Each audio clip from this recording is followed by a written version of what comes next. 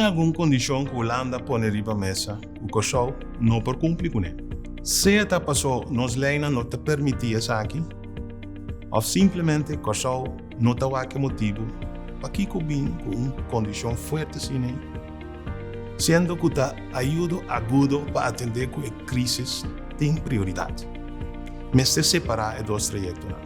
Um, para sobreviver à crise, e dois, para implementar a reforma para no futuro nós mesmos poder bloquear a crise.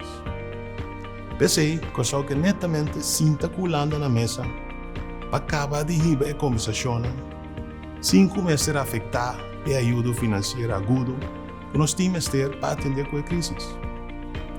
É mais, não está nem conhecido para Kosovo ainda quanto sempre precisa disponível para investir, nem com que prioridade está para investir isso aqui. Mas o Kosovo sua prioridade está para criar grupo de trabalho e para investir na economia para crescer.